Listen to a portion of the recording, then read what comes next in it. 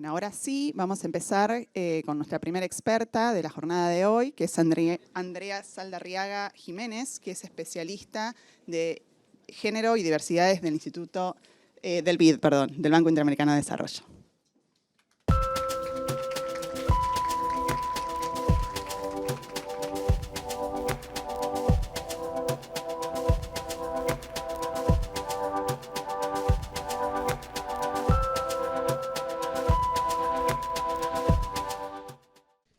Bueno, muy buenos días a todos, a todas, a todes. Es un verdadero honor estar acá con ustedes. Por supuesto, mi colega Ana Vasco ya nos dio un poco la introducción de cómo estamos trabajando estos temas en el banco.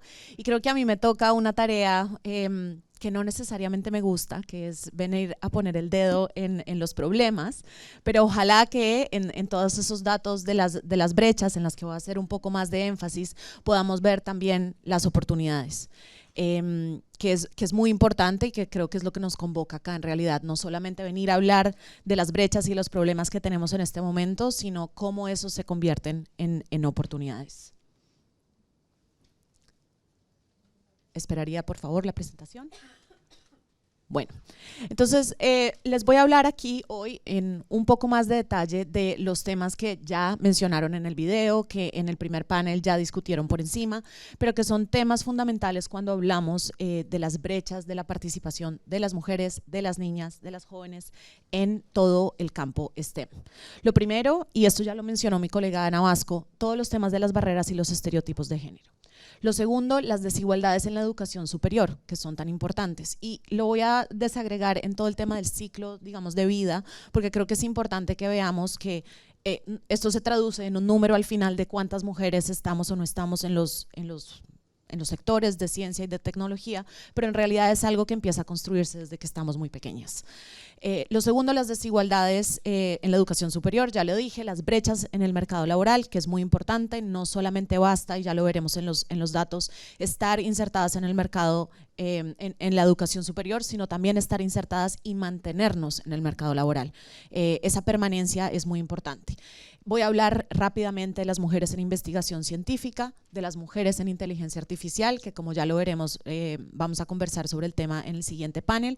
Y finalmente, rápidamente, algunas de las soluciones que desde el banco recomendamos y que ya, por supuesto, algunos países, incluyendo Argentina, están trabajando. Siguiente, por favor. Siguiente.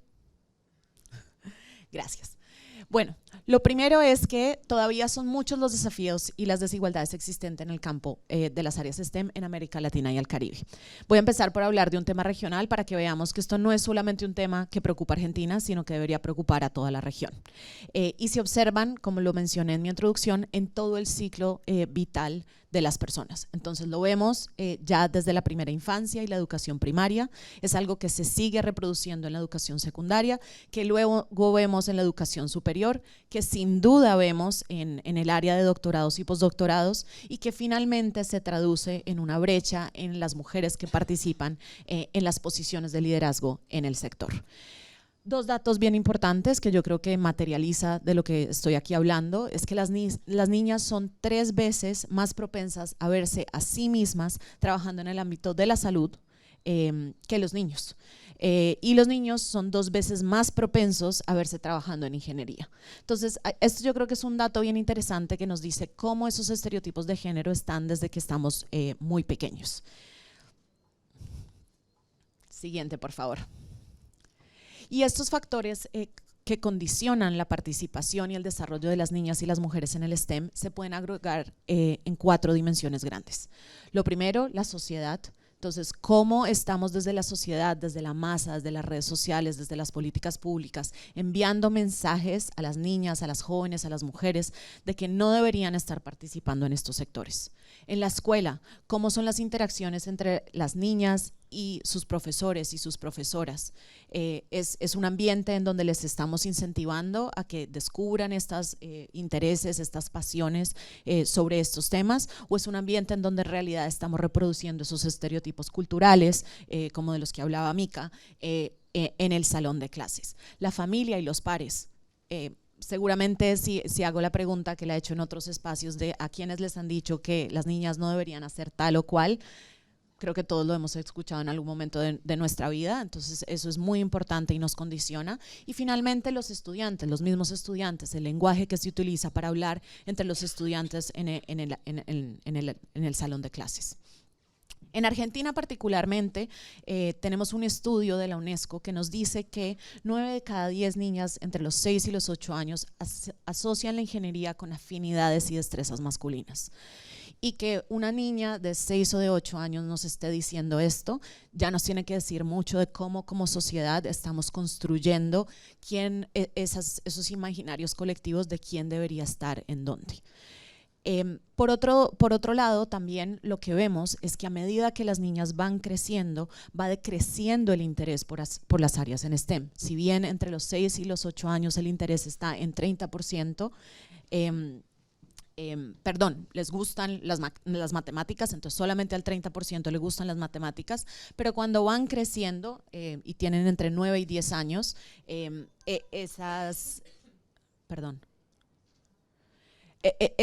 esos intereses van cambiando. Entonces es muy importante que veamos cómo son los intereses en cada una de las áreas específicas de STEM, y esto lo voy a desagregar en esta siguiente presentación. En todos los países de la región en realidad podemos ver que están representadas las mujeres subrepresentadas en los campos STEM, y esto lo traigo a colación para que veamos que no es un problema solamente de la Argentina. En realidad si vemos en el celeste claro, este es el porcentaje de mujeres en las TIC, en las tecnologías, en la información, y también de las mujeres en la ingeniería. Es un porcentaje bastante más alto que algunos países de la región, pero sin duda sigue siendo una problemática si vemos la participación de las mujeres en las ciencias sociales y en la salud, que son los azules o los celestes más oscuros. Siguiente, por favor. Y si vemos en Argentina, nos pusimos en la tarea de hablar con el Ministerio de Educación, de mirar unas bases de datos de fuentes primarias, y lo que vemos en realidad es que de 100 estudiantes universitarios en Argentina, casi 60 son mujeres. Eso quiere decir que las mujeres ya estamos en mayor proporción en estos eslabones de educación superior que los hombres. Sin embargo, solamente el 14% de las mujeres elige una carrera en ciencias aplicadas. Si miramos las ciencias básicas, solamente el 3% de las mujeres están allí. Y si lo comparamos con las ciencias de la salud, las ciencias humanas, las ciencias sociales, vemos que los porcentajes son muchísimo más altos, como el 37%, el 22%, y estos son obviamente los totales agregados para cada una de esas ciencias. ¿Esto qué nos dice? Siguiente, por favor. Que tenemos que mirar más a fondo qué es lo que quiere decir que las mujeres estemos en menor proporción en esas ciencias aplicadas o en esas ciencias básicas. Entonces nos tomamos la tarea de dividirlo, de subdividirlo en específicamente los campos de estas disciplinas. Y cuando hablamos muchas veces las mujeres están subrepresentadas en los campos STEM, pareciera que eso nos cuenta una historia, pero si vemos los datos en particular, para cada uno de los campos nos cuenta una historia diferente. Entonces si vemos las ciencias aplicadas, en realidad las mujeres están subrepresentadas en la informática, en la ingeniería, pero si vemos las ciencias básicas, por ejemplo, hay más mujeres en matemáticas, hay más mujeres en química, esto es a nivel de educación superior, tanto en sector público como en sector privado. Entonces, ¿qué nos dice esto? Estamos estudiando las carreras, pero ¿por qué esto no se traduce al mercado laboral? Y yo creo que ahí es muy importante que hablemos de ese puente al trabajo. No basta con que las mujeres estemos estudiando estas carreras, porque al final no se traduce en nuestra inserción al mercado laboral. Si vemos también, por ejemplo, ciertas ingenierías, las mujeres también participan hoy más en las ingenierías ambientales, en ingenierías químicas, lo veíamos en la diapositiva anterior también, estamos más representadas en la química. Son datos que en realidad cuando nosotros lo miramos con nuestro equipo nos sorprendieron, porque teníamos una intención de confirmar lo que siempre pensábamos, que era que estábamos subrepresentadas en todos los campos de STEM, y no es así. Entonces vamos con las brechas en el mercado laboral. Ya lo hablaron al comienzo, específicamente para Argentina, pero les vengo aquí a poner de relieve algunos datos para otros países de la región. Sin duda, la industria de las TIC tiene un déficit de perfiles para temas de ciencia, de tecnología, para temas digitales. En Chile, por ejemplo, lo calculan en 5.000 puestos de trabajo al año. Hay unos datos de acá de Argentina que dicen que son 10.000 empleos. Las empresas que aquí nos convocan también seguramente tendrán sus propios números. En Brasil son casi 159.000 puestos y a nivel regional en realidad se dice que existe un déficit de 48% de mano de obra digital. Aquí es donde vienen las oportunidades que a mí me gustan. Entonces, sin duda, si nos pusiéramos en la tarea de ver cómo ayudar a insertar a las mujeres en estos puestos de trabajo, no solamente digamos, en un ambiente económico que, como explicaba Ana, se está ralentizando en los últimos años en toda la región, pero también en la Argentina, vemos que acá hay una oportunidad muy grande para insertar a las mujeres en el mercado laboral. Siguiente, por favor. Gracias. Entonces, miramos unos datos particulares para reconfirmar esta, digamos, ausencia de inserción laboral de las mujeres en algunos países de América Latina, y es que nos dimos cuenta que en realidad solamente 1/3 del total de personas insertadas en sectores de ciencia y la tecnología a nivel regional son mujeres. Aquí pueden ver los datos para Argentina, para Brasil, son del 28, del 27. México tiene un porcentaje un tanto mayor, que es del 36%, pero de todas maneras no sigue pasando de ese tercio. Siguiente, por favor. Entonces vemos que si bien Argentina tiene un porcentaje que está alrededor de la media de la región y ha mejorado en los últimos años, aquí pueden ver cómo en el 2018 era un 26%, cómo en el 2022 ahora tenemos un 30%, y se está proyectando, la CECI está proyectando que será un 40% para el 2024. Es una proyección bastante alta y bastante optimista, pero que nos dice, digamos, el potencial que tenemos de lograrlo en muy poco tiempo. Entonces, esto es importante. Siguiente, por favor. Esto es importante porque vemos que se están haciendo esfuerzos en el país, que la CECI ya reconfirma que van a obtener resultados en el corto plazo para la inserción de mujeres en el sector. Y algo que tenemos que prestar atención. Siguiente, por favor.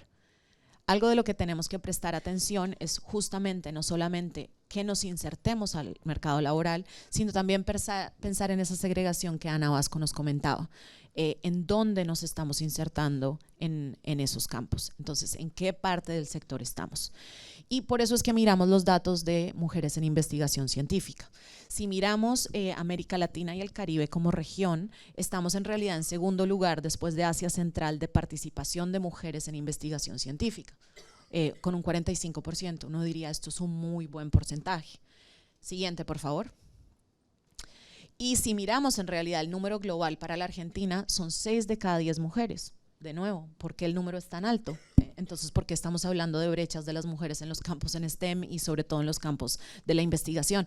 Bueno, porque si miramos los datos ya desagregados, en qué nivel de las organizaciones de investigación científica estamos insertadas las mujeres, nos damos cuenta que en realidad para, digamos, los cargos de asistentes somos el 61%, para los adjuntos somos el 56%, para los principales somos el 42%, y bueno, si miramos las investigadoras superiores somos un 25%. Entonces, en realidad los techos de cristal son muy, muy claros y por eso es que tenemos que hablar, por un lado, educación superior, ya lo dijimos, por otro lado, inserción al mercado laboral, pero después, ¿dónde nos estamos insertando específicamente dentro de los campos de investigación y dentro de las empresas? Creo que es bien diciente también la foto que nos estábamos tomando al comienzo y me encanta que además lo subrayamos con colores específicamente. Siguiente, por favor. Y bueno, importante que les hable también de mujeres e inteligencia artificial. La inteligencia artificial y las tecnologías digitales avanzadas son factores clave en los empleos del futuro. De hecho, hay estudios que calculan que muchos empleos van a desaparecer en los próximos años y que hasta el 75% de los empleos van a estar específicamente en los campos relacionados con las ciencias y las tecnologías, en todos los campos STEM. Si miramos hoy en día a nivel global las mujeres en la inteligencia artificial, solo el 22% de profesionales mujeres están en estos campos. Si miramos Latinoamérica y el Caribe, y en específico la Argentina, estamos incluso por debajo de ese porcentaje. Argentina está en un 17%, México está en un 15%, Brasil está en un 14%. Entonces, ¿qué nos dice esto? Que en realidad, si los empleos del futuro van a generar cada vez más una demanda de habilidades digitales, de habilidades en inteligencia artificial, de habilidad en los campos de STEM, y las mujeres hoy estamos tan subrepresentadas, van a desaparecer esos puestos que seguramente estamos ocupando las mujeres y que va a ser no solamente un problema del hoy, sino un problema del futuro. Otro tema, y esto es un estudio que no puse acá, pero es un estudio que hicimos desde el banco, desde el sector social del banco, en donde mirábamos también cuáles son los empleos que se van a generar hacia futuro. Sorprendentemente, ese estudio arrojó que muchos de los empleos también se van a generar en el sector de educación y en los sectores sociales y de cuidado. ¿Por qué? Porque la población de América Latina y el Caribe está envejeciendo. Y si miramos que hoy en día ya las mujeres estamos insertadas altamente en esos sectores, que también son sectores en donde los salarios son más bajos. Si seguimos reproduciendo la brecha que existe en este momento, esa brecha salarial que nos comentaba Ana, no solamente va a estar en ese nivel, sino es muy probable que esa brecha se incremente en el tiempo. Siguiente, por favor. Siguiente. Y aquí, y me quedan muy pocos segundos, quisiera hablar rápidamente de algunas de las soluciones que nosotros ya estamos trabajando en algunos países, de algunas soluciones que ya existen a nivel país y que son muchas veces el inicio y no el final del camino que tenemos que recorrer conjuntamente para justamente cerrar todas estas brechas que les acabo de caracterizar. Lo primero es cómo trabajar en los estereotipos de género. Hay un sinnúmero de maneras para hacerlo, pero una de las formas en las que nosotros estamos recomendando a los países y a la Argentina que lo trabaje es cómo hacer, por ejemplo, campañas comunicacionales utilizando la economía del comportamiento. ¿Qué quiere decir esto? Que construimos mensajes, que probamos qué mensajes funcionan para cambiar estos estereotipos de género y que en base, digamos, a esta ciencia del comportamiento podamos decir, estos son los tipos de mensajes que en realidad empiezan a cambiar los estereotipos. Es fácil medirlo, es fácil hacerlo, no es tan costoso porque hoy en día justamente usando las tecnologías es muy fácil llegar a la población y es uno de los temas principales que nosotros desde el banco creemos que deberíamos estar trabajando porque como vimos eso en realidad es lo que permea el hogar, los estudiantes, los docentes, la comunidad en general.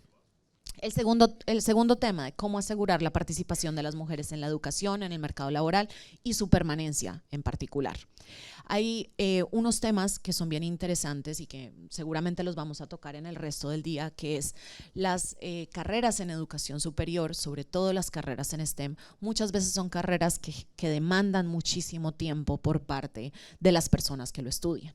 ¿Qué quiere decir eso? Que las mujeres que ya estamos haciendo la mayor parte del trabajo doméstico, la mayor parte del trabajo de cuidado, no solamente aquí en Argentina, sino en toda la región de América Latina y el Caribe, no tenemos el mismo tiempo que los hombres para dedicar a las carreras. Entonces, ¿qué estamos recomendando de nosotros? Y esto no es solamente aplicable para las mujeres, porque hoy en día muchos más hombres están involucrados en el cuidado de los hijos como debería ser, sino que lo que queremos es que por un lado se hagan cursos cortos de reskilling y de upskilling, como lo llamamos en el banco, primero por el tema de que las personas también tienen que salir a trabajar.